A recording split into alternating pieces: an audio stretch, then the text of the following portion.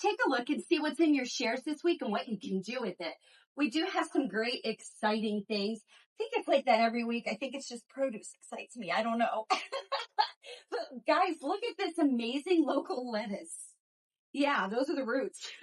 So in case you're wondering, yes, you can chop it off, plant it, it'll grow more. And then you have this beautiful red lettuce. So we know what to do with lettuce, right? It's really fresh. I would cut the bottom off so that the roots aren't in there in the fridge, because this will drain this and make it wimpy and limp, and you don't want that for storage in the fridge. And we have a lot of fun things to work with, like bok choy. So baby bok choy has a little bit more of a tender sweet flavor than the big giant bok choy. So we like that. Bok choy can be eaten raw or cooked, either way. The flavor is actually really good. A lot of people use it in Asian dishes. So you can make an amazing stir fry with what we have in here. This could go well. Just so you know, you can use the leaves and the bottom part when you eat bok choy.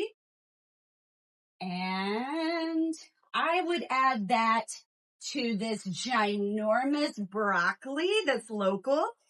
This is amazingly huge. So just like I've said before, you can actually eat the stem parts of the broccoli. You just want to cut that last little bit off that's a little tougher, but the rest you can still slice. I really like slicing this part really thin and sauteing it in my stir fries. This is why I'm recommending this. Of course, you can absolutely put the top parts in your stir fry. If you happen to be lucky enough to have leaves, yes, they go right in. Yes, you can eat them. They're full of nutrients, great calcium in there, so don't waste those at all. And of course, you can use your carrots in that stir fry as well. Just remember, when you have tops to your bottoms, you want to cut the tops and bottoms and separate them for storage. Because yes, you can eat those tops. You want to really use your carrot tops like a spice, because there's a lot of flavor to it. It can be a little too bitter and overwhelming if you just use the whole thing like you would kale. So a little bit like a spice, you can make pestos and chimichurri sauces. You can make so many sauces with this. You can put this in zucchini bread, pancakes, so many ways to get this nutrient in you or your kids. And this has great vitamin A, calcium, and amazing fiber. So yes, the greens have the antioxidants that you want. But the carrots, of course, you can slice up and put in that amazing stir fry that you can put together. And you know, for stir fry, of course, I'm going to put my onion in there and in my stir fry. And you know, I don't like soy, so I use coconut aminos instead of soy sauce. And I personally don't think you need grains in there at all. Shred all these vegetables up, and that's an amazing stir fry. We actually have fresh ginger we just got in yesterday, and you can slice just a little bit of that with the coconut aminos, add this little bit of garlic, and you have an amazing veggie stir fry that can be so good. If you eat meat, you can easily add chicken into that. Super easy, doesn't take much at all. Great avocados. We love these things. So many people tell me, I have high cholesterol, I can't eat it. If you have high cholesterol, maybe you should consider eating it, because this can actually help lower your cholesterol. It actually helps you have more of the healthy cholesterol that you need, the HDL, and less of the bad cholesterol that you don't need, the LDL. This is a very good fat that your body and your brain needs. So we like this. And remember, when you cut it, if you leave the pit in there with it and you're not using the whole thing, it won't oxidize quite as fast in the refrigerator. Turnips. You can do turnip or daikon radish, your choice, right? The daikon radish that's in the large share, you could pop into that veggie stir fry, but so can the turnips. They can absolutely go right in there. So turnips and daikon radish can both be used raw or cooked. Remember, that bite of flavor is a little more mild when you cook them. That makes it a little easier. Beets give us the great heart healthy nutrients. Did you know if you can't do tomatoes, you can do beets and carrots together roasted and make a marinara or spaghetti sauce out of it because it's all in how you flavor it. So you add your Italian spices, your basil, maybe some oregano, garlic, onion, and it's going to taste like your spaghetti sauce without tomato.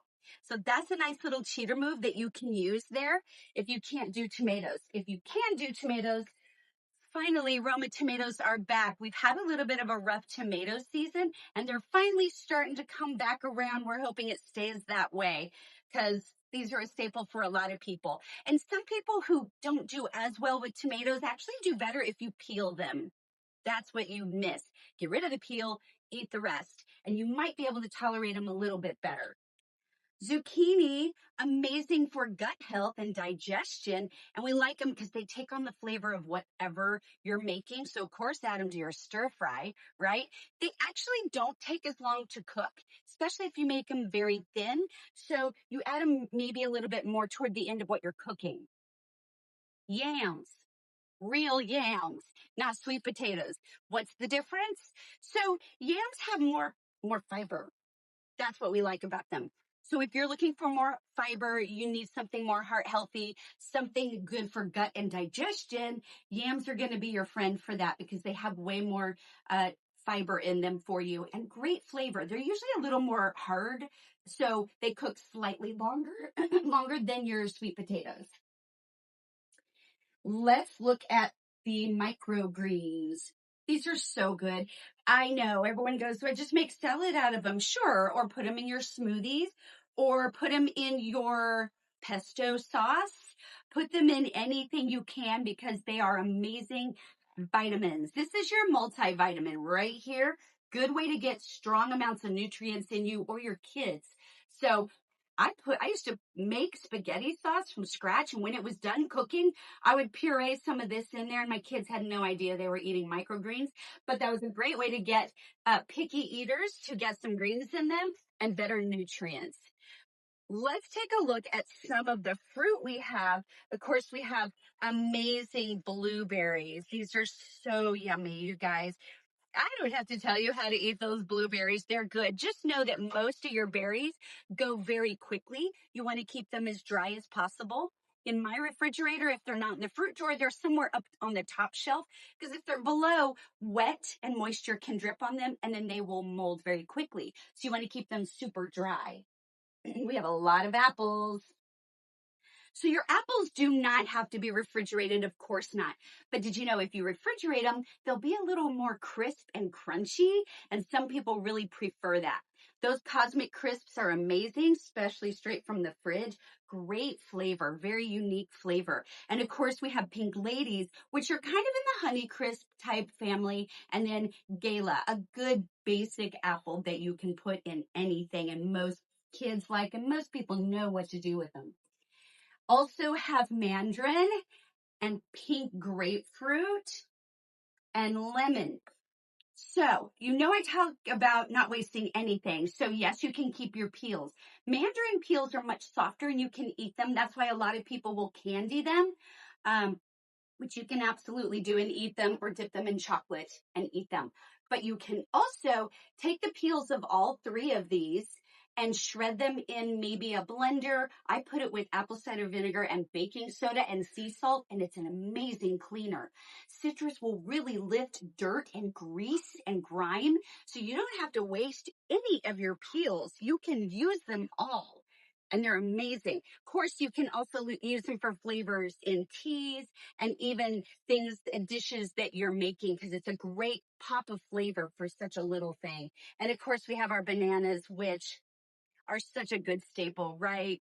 So you can actually freeze bananas if you're not going to use it right away. You just want to peel it first and then chop it how you want and freeze it. That way you have it when you're ready. So there's quite a few things you can make here. Members, of course, we are just now getting to emailing your recipes of some amazing things you can make in here. Wait till you see this recipe. Really yummy. So if you are not a member yet, that's great. You can always contact us and we'll help get you set up so you can get a share and get these amazing recipes. If you like information like this, we really appreciate you giving us a like and sharing this with others. Thanks, guys.